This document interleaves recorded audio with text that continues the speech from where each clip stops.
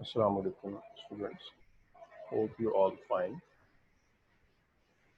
हम लोगों ने लास्ट डिस्कशन में पार्टनरशिप रेजोल्यूशन स्टार्ट किया था। Partnership resolution means when a partnership business is ended। We discussed कि क्यों पार्टनरशिप बिजनेस डिसॉल्व हो जाता है, और जब एक बिजनेस डिसॉल्व होता है मीन्स एंड होता है, तो पार्टनर्स के पास कौन कौन सी ऑप्शंस होती हैं। जैसा कि ऑप्शन ए हमने लास्ट क्लास में डिस्कस किया था कि पार्टनर्स क्या करते हैं, इंडिविजुअली एक एक एसेट मार्केट में सेल करते हैं और लाइबिलिटीज पे बैक करते हैं, और जो पैसे बचते हैं वो आपस में शेयर कर लेते हैं।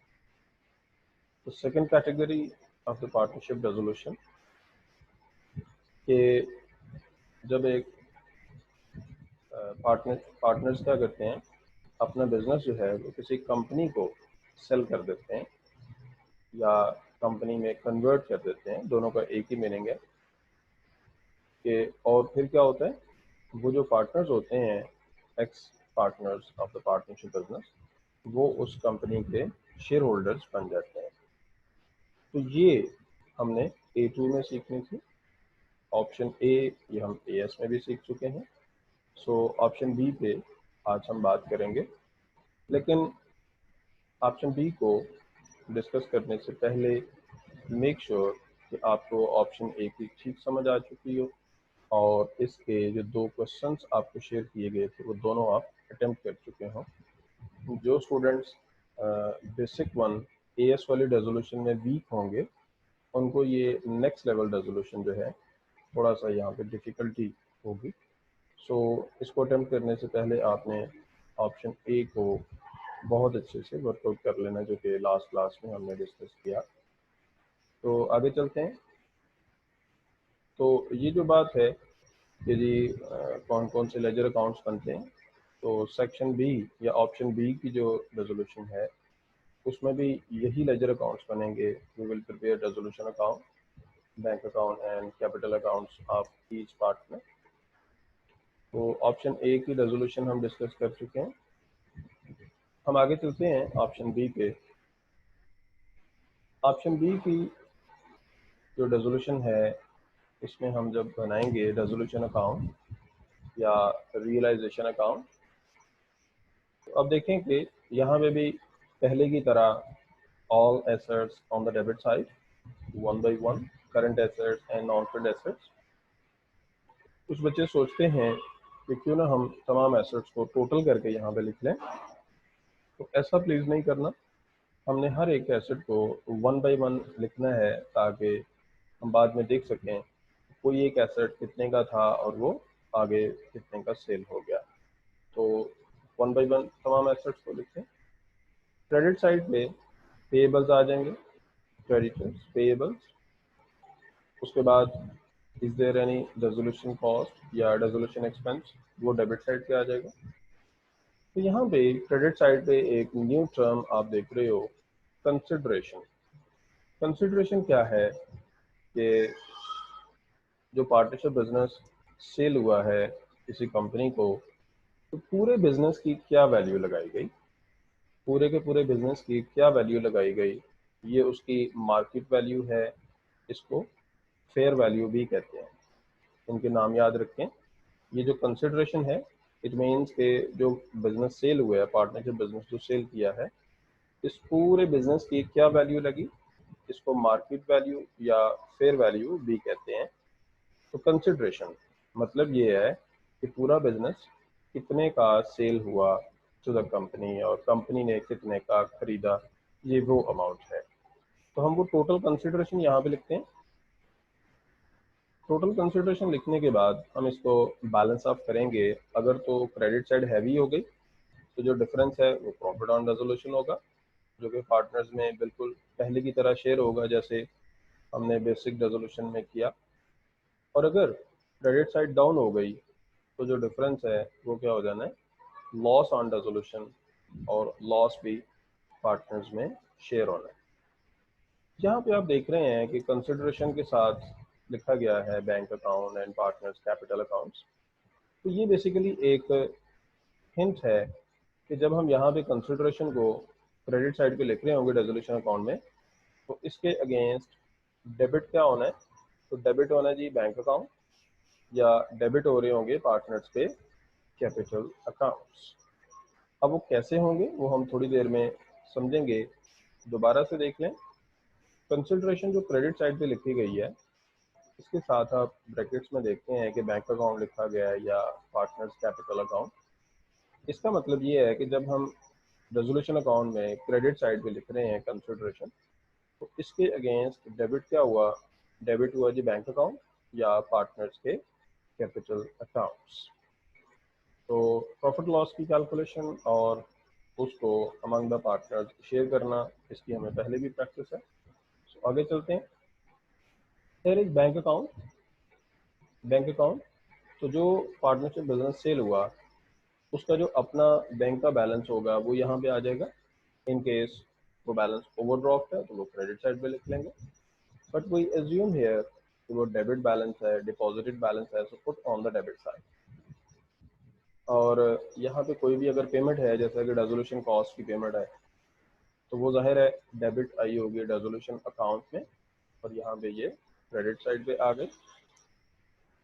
उसके बाद यहाँ पे आप देख रहे हैं कि कंसिडरेशन मतलब जिस कंपनी ने पार्टनरशिप बिजनेस खरीदा है उसकी तरफ से अगर कुछ कैश दिया गया टू द पार्टनर्स, तो वो यहाँ पे बैंक अकाउंट में डेबिट साइड पे आ जाएगा। यहाँ पे लिखा हुआ है रिसीव्स फ्रॉम कंसिडरेशन, मतलब रिसीव फ्रॉम दैट कंपनी, जिस कंपनी ने ये बिजनेस खरीदा।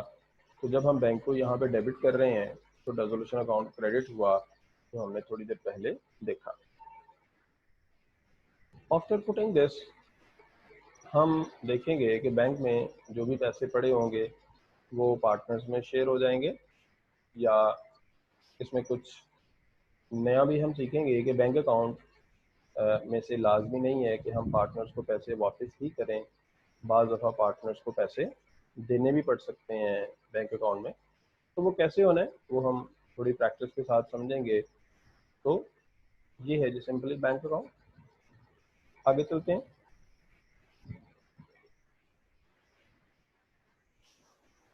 Partners capital accounts in option B resolution. Option B means कि जब एक पार्टनरशिप बिजनेस पूरे का पूरा सेल हो जाता है टू एनी कंपनी, और वो पार्टनर जो होते हैं वो उस नई कंपनी के शेयर होल्डर्स बन जाते हैं। तो होता क्या है, किसी भी पार्टनर का जो कैपिटल अकाउंट का बैलेंस है वो आ गया, and at the end of the date जो करंट अकाउंट का बैलेंस है वो इसके साथ कंबाइन हो गया। वी नो वेरी वेल कि अगर ये करंट अकाउंट का बैलेंस डेबिट बैलेंस होगा तो हम इसको डेबिट साइड पे लिखेंगे, ये बड़ी बेसिक बातें हैं। और रेजोल्यूशन का जो प्रॉफिट है वो यहाँ पे आ गया। अब ये तीनों वैल्यूज कंबाइन हो गई। पहले क्या होता था कि इन तीनों को कंबाइन करके हम बैंक से पे करवा देते थे। अब बैंक से पे करवाने से पहले हमने क्या कहा कि वो जो एक्स पार्टनर है वो नई कंपनी का शेयर होल्डर बनना है। तो उसके कैपिटल अकाउंट में हम क्या करेंगे, हम इस तरह से सोचेंगे कि भी जो उस पार्टनर का बिजनेस में कंसर्न था उसके बदले में उसको ऑर्डिनरी शेयर कैपिटल मिल गए, ऑर्डिनरी शेयर्स मिल गए, प्रेफरेंस शेयर्स मिल गए, या डिबेंचर्स उसको मिल गए। Debentures are loan notes, basic level पे आपने सीखा होगा। डिबेंचर्स आर लोन नोट्स के कंपनी इनके ऊपर फिक्स रेट ऑफ इंटरेस्ट दे रही होती है। तो दोबारा से समझें, ये इतना सिंपल नहीं है। जब हम क्वेश्चन करेंगे तो तब आपको समझने में आसानी होगी अगर आप ये बात समझ जाएं कि भाई हम सोचेंगे कैसे कि किसी भी पार्टनर का बिजनेस में कंसर्न क्या था, उसका कैपिटल अकाउंट का बैलेंस, करंट अकाउंट का बैलेंस, और जो प्रॉफिट हुआ ऑन रेजोल्यूशन। अब इसके अगेंस्ट जो उसको मिल रहा है वो क्या है, उसको ऑर्डिनरी शेयर्स मिल रहे हैं, प्रेफरेंस शेयर्स मिल रहे हैं, डिबेंचर्स मिल रहे हैं, और अगर अभी भी पैसे उसके पूरे नहीं हुए तो वो पैसे उसको बैंक से दे दिए जाएंगे। तो ये जो डिटेल्स हैं कि भाई ordinary shares, preference shares, debentures, ये क्वेश्चन टू क्वेश्चन वेरी करेंगी कि भाई ज़रूरी नहीं है कि हर एक क्वेश्चन में ये सब चीज़ें हों। वो हम देखेंगे कि जिस दिन एक बिजनेस डिसॉल्व हुआ उस दिन पार्टनर्स में क्या मामला तय पाए थे। तो इसके बाद हम क्वेश्चन पे चलेंगे। If you see here is the question, ये वर्कशीट आपको दे दी जाएगी, ये हम करेंगे। यहाँ पे 3 क्वेश्चन है, क्वेश्चन नंबर 3 हम अभी करेंगे। तो क्वेश्चन नंबर 3 क्या है जी? A and B trade as partners. They share profits and losses in the ratio 3:2. Means A की रेशियो हो जाएगी 3/5 और B की 2/5. At 30th April 2016, the statement of financial position of the partnership was as follows. 30th अप्रैल को statement of financial position हमें दी हुई है और the partners agreed to form a limited company, XY Limited, to take over their business. Partners ने सोचा कि हम एक कंपनी बनाते हैं और वो कंपनी जो है वो हमारे बिजनेस को खरीद लेगी। मीन्स कि पार्टनर्स अपना बिजनेस इस कंपनी को बेच देंगे और खुद उस कंपनी के शेयर होल्डर्स बन जाएंगे।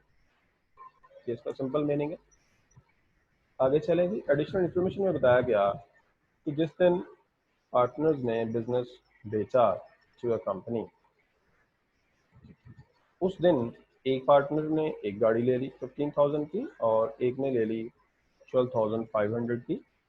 इसकी एंट्री हमें पता होनी चाहिए कि जब हम रेजोल्यूशन अकाउंट बनाते हैं तो क्या करते हैं, रेजोल्यूशन अकाउंट क्रेडिट, ए का रेजोल्यूशन अकाउंट जो है वो क्रेडिट हो जाएगा 15,000 के साथ और ए का कैपिटल अकाउंट डेबिट हो जाएगा 15,000 के साथ।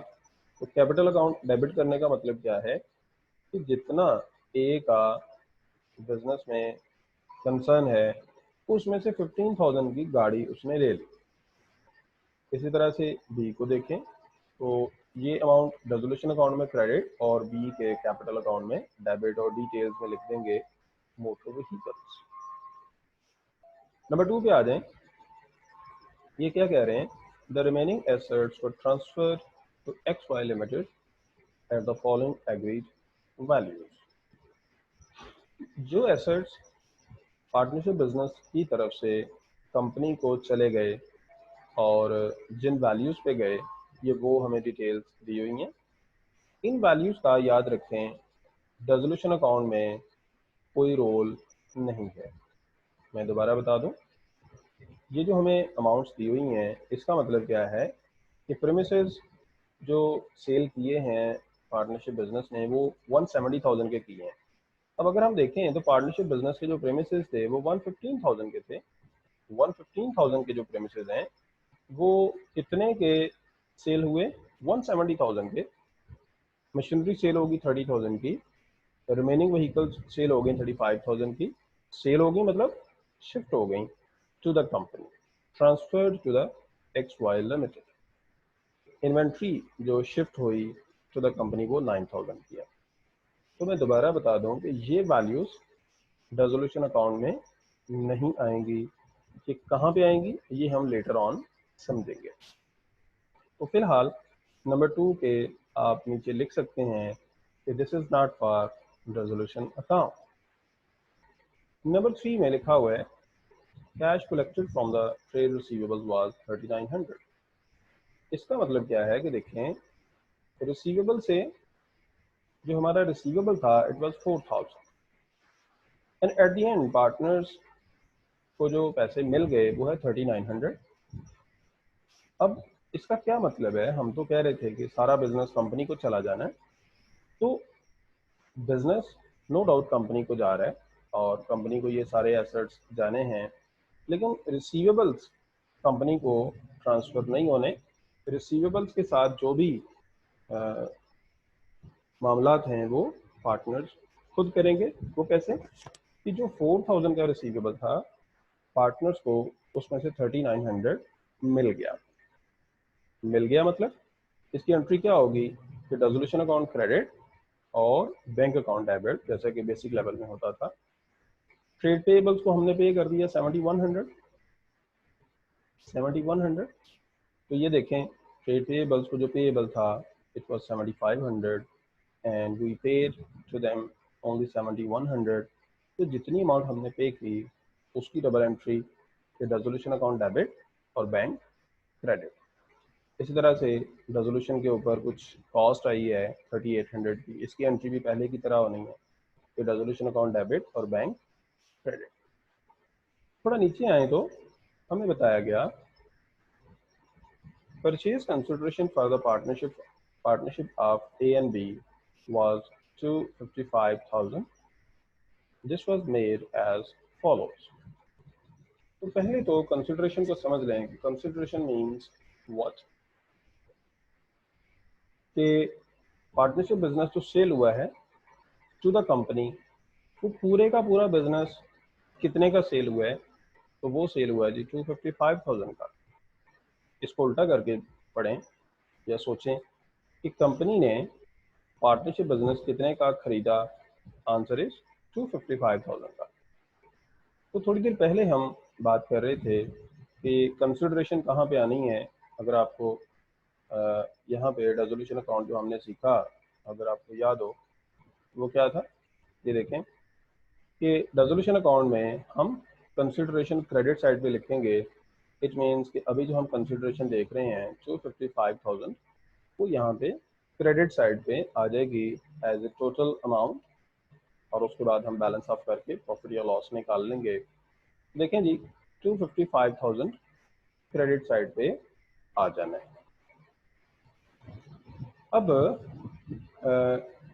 थोड़ी सी हम यहाँ पे वर्किंग करेंगे, रेजोल्यूशन अकाउंट बना के देखेंगे। इतना हमें याद है कि रेजोल्यूशन अकाउंट में all the assets on debit side, inventory, receivables, everything, और पार्टनर्स के जो कैपिटल अकाउंट्स के बैलेंसेज हैं वो उनके कैपिटल अकाउंट्स में जाएंगे।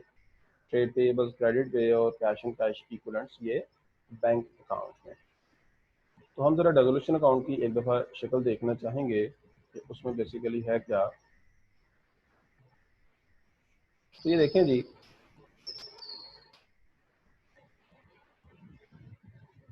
ये देखें ए एंड बी का जो बिजनेस है उसमें at the end of the date जो प्रेमिसेस हैं डेबिट साइड पे आ गए, मशीनरी डेबिट साइड पे आ गई, वहीकल्स डेबिट साइड पे आ गई, इन्वेंट्री डेबिट साइड पे, रिसीवेबल्स डेबिट साइड पे, इतना हो गया।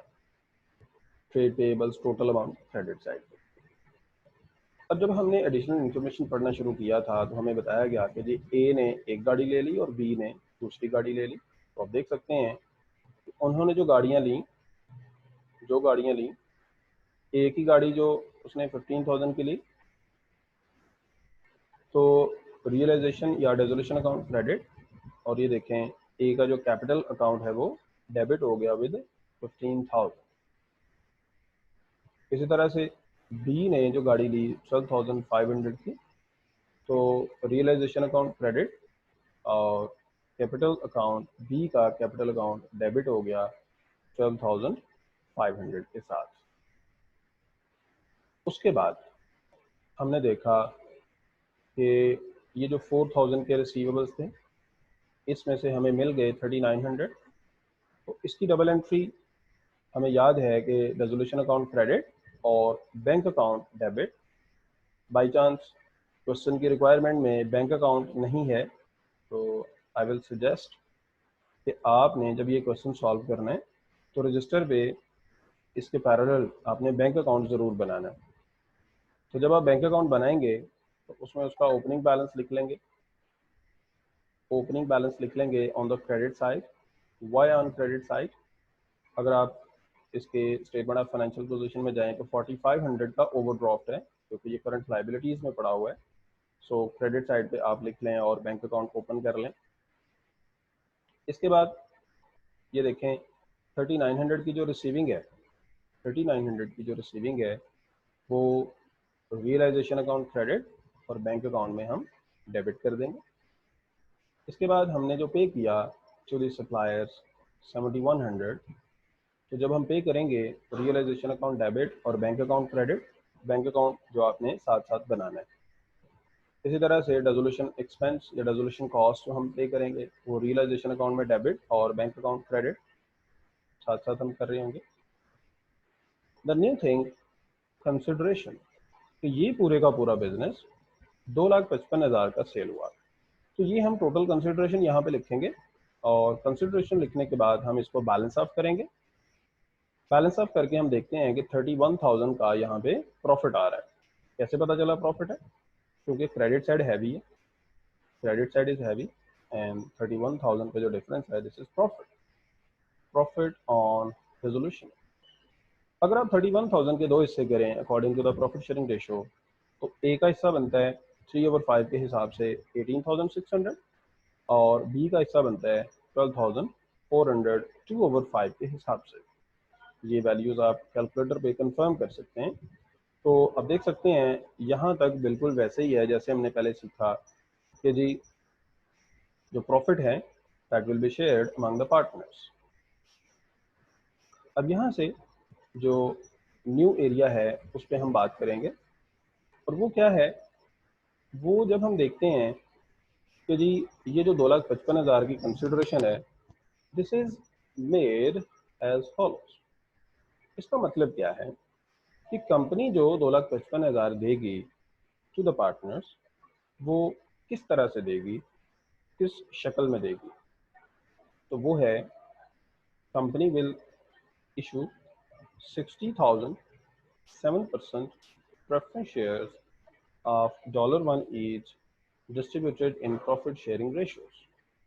इसका मतलब क्या है कि कंपनी 60,000 के प्रेफरेंस शेयर्स इशू कर देगी। प्रेफरेंस शेयर्स जिनके ऊपर कंपनी 7% डिविडेंड देगी, this is fix rate, we know very well कि प्रेफरेंस शेयर्स के ऊपर डिविडेंड रेट फिक्स होता है। और ये जो शेयर्स हैं ये दोनों पार्टनर्स में शेयर हो जाएंगे जो उनकी प्रॉफिट शेयरिंग रेशो थी। तो प्रॉफिट शेयरिंग रेशो थी 3/5 2/5। दोबारा से सुने, 2,55,000 हमने पूरा करना, उसमें से 60,000 के कंपनी ने शेयर्स इशू कर देने, 60,000 के शेयर्स इशू कर देने, और ये शेयर्स पार्टनर्स में जो डिस्ट्रीब्यूट होंगे वो प्रॉफिट शेयरिंग रेशोज के हिसाब से हो जाएंगे 3/5 2/5। अब ज़रा इसको इनके कैपिटल अकाउंट्स में देख लें कि कैपिटल अकाउंट में जब हम आते हैं तो हम, जैसा कि थोड़ी देर पहले मैंने आपको बताया ये स्लाइड्स में जब आपको कैपिटल अकाउंट बताया जा रहा था, ये देखें हमने क्या कहा था कि जब हम क्रेडिट साइड पे capital account, current account, profit on resolution लिखेंगे तो अब इसके अगेंस्ट क्या होना है, उस पार्टनर को क्या मिलने जा रहा है, उसको ऑर्डिनरी शेयर्स मिलने हैं, प्रेफरेंस शेयर्स मिलने हैं, वट एवर, तो वो उसके कैपिटल अकाउंट में डेबिट साइड पे अमाउंट्स आ रही होंगी। तो देखें यहाँ पे जब हम ये कैपिटल अकाउंट्स को देखते हैं तो ए को देख लें, ए का इस वक्त कैपिटल है 130,000, प्रॉफिट ऑन रियलाइजेशन आ गया 18,600, तो इसके अगेंस्ट उसने गाड़ी ले ली 15,000 की और 36,000 के उसके हिस्से में प्रेफरेंस शेयर्स आए। ये 36,000 कैसे बना, तो 60,000 के प्रेफरेंस शेयर्स हैं, 60,000 मल्टीप्लाई बाई 3/5। मैं दोबारा बोल रहा हूँ, 60,000 मल्टीप्लाई बाई 3/5। इसी तरह से बी के हिस्से में कितने आएंगे, 60,000 मल्टीप्लाई बाई 2/5। तो ये अमाउंट्स हम कंफर्म कर सकते हैं। तो प्रेफरेंस शेयर्स को हमने देखा और उसकी डिवीजन को समझा। अब हम आगे आते हैं तो देखें 2,55,000 में से 60,000 तो पूरा हो गया बाय प्रेफरेंस शेयर्स। मजीद the balance as ordinary shares. सबसे पहले तो दी बैलेंस को समझें। बैलेंस का मतलब क्या है 2,55,000 में से 60,000 तो पूरा हो गया फ्रॉम प्रेफरेंस शेयर्स। तो अगर मैं 255,000 में से 60,000 माइनस करूं, द बैलेंस विल बी 195,000। 195,000, इसका मतलब ये है कि $195,000 की अमाउंट कंपनी जो पूरा करेगी वो पूरा करेगी ऑर्डिनरी शेयर्स इशू करके। और ऑर्डिनरी शेयर्स जो कंपनी ने इशू करने हैं वो $1 का शेयर कंपनी इशू करेगी 1.25 का। 1.25 issue of shares at premium, हमने एएस में कंपनी अकाउंट्स में सीखा था कि कंपनी क्या करेगी, $1 का शेयर 1.25 का देगी। 0.25 प्रीमियम का मतलब ये है $1 से ऊपर 0.25 का प्रीमियम। अच्छा, ये तो हो गया शेयर इशू करने की बात। अब आगे बात आती है कि शेयर्स की डिवीजन कैसे होनी है। तो आगे लिखा हुआ है distributed to the partners in proportion to their capital account balances at 30th April 2016। तो ये in proportion to their capital account balances, इसका क्या मतलब है कि अगर हम देखें तो दोनों पार्टनर्स में जो कैपिटल अकाउंट्स की रेशो बनती है वो क्या बनती है। ये देखें, ए का कैपिटल है 130,000, बी का है 110,000। तो अगर मैं इसको रेशो बनाना चाहूँ तो होगा क्या, हम इसको रिड्यूस करेंगे mathematically. 4 zeros and 4 zeros cancel हो जाते हैं, तो जो रेशो बनेगी ए और बी की, दैट विल बी 13:11। 13:11। इसका मतलब क्या है कि ए का शेयर बनेगा 13/24 और बी का शेयर बनेगा 11/24। तो होगा क्या कि ये जो 195,000 है, $195,000, ये ए और बी में शेयर कैसे होना है। ए और बी में शेयर कैसे होने, ए को जाएगा 195,000 मल्टीप्लाई बाई 13/24 और बी को जाएगा 195,000 मल्टीप्लाई बाई 11/24। तो उसकी डिवीजन हम यहाँ पे देखते हैं कि कैसे हुई। ये देखें, आप ये वैल्यूज़ कंफर्म कर सकते हैं। तो 195,000 को मल्टीप्लाई करें 13/24 से तो ये आ जाएगा 105,625 और 195,000 को मल्टीप्लाई करें 11/24 से तो आ जाएगा 89,375। तो बड़े ध्यान से देखें, ए को जो भी उसका बिजनेस में कंसर्न था उसके बदले में 15,000 की गाड़ी मिल गई, 36,000 के प्रेफरेंस शेयर्स मिल गए एंड $105,625 के ऑर्डिनरी शेयर्स मिल गए। देन हम देखते हैं कि जो भी उसका बिजनेस में कंसर्न था, ये जो उसको चीज़ें मिल गई हैं, गाड़ी मिल गई है, प्रेफरेंस शेयर्स मिल गए हैं, ऑर्डिनरी शेयर्स मिल गए हैं, ये उसको ज़्यादा अमाउंट चली गई है। मिस्टर ए को ज़्यादा अमाउंट चली गई है नई कंपनी में, वो जो शेयर होल्डर बन गया तो उसको ज़्यादा अमाउंट के शेयर्स मिल गए हैं। अगर ज़्यादा अमाउंट के शेयर्स मिल गए तो इसका क्या मतलब है कि ये जो डिफरेंस आ रहा है 8025, debit side is heavy, this much amount mister A will deposit in the bank account, मतलब pay to the bank. It means what कि भाई ए को जो ज़्यादा अमाउंट के शेयर्स मिल गए हैं तो इतनी अमाउंट वो बैंक में जमा करवा दे to maintain this one share holding in the new company. तो 8025 जो डेबिट साइड हैवी आ रही है, इतने पैसे मिस्टर ए बैंक में पे करेगा या डिपॉजिट करवाएगा। इसी तरह से बी ने ये शेयर होल्डिंग मेंटेन करने के लिए $3475 की अमाउंट बैंक में डिपॉजिट करवानी है। अब ये आप अगर बैंक अकाउंट साथ साथ बना रहे होंगे तो आप देखेंगे कि eight the and bank account जो है वो क्लोज हो जाएगा, बट उसके लिए आपको बैंक अकाउंट साथ साथ बनाना पड़ेगा। So this is option B type resolution, जो कि A2 में हमने सीखनी थी। तो अभी तक हमने जो सीखा, this is our as 1 and 2 part. Bank account हम खुद से बनाएंगे, ये हम कैलकुलेशन जो हैं वो नेक्स्ट क्लास में समझेंगे। कोई भी क्यूरी हो तो आपने पूछ लेना है। सो गुड लक, अपना बहुत सारा ख्याल रखिएगा। अल्लाह हाफिज़।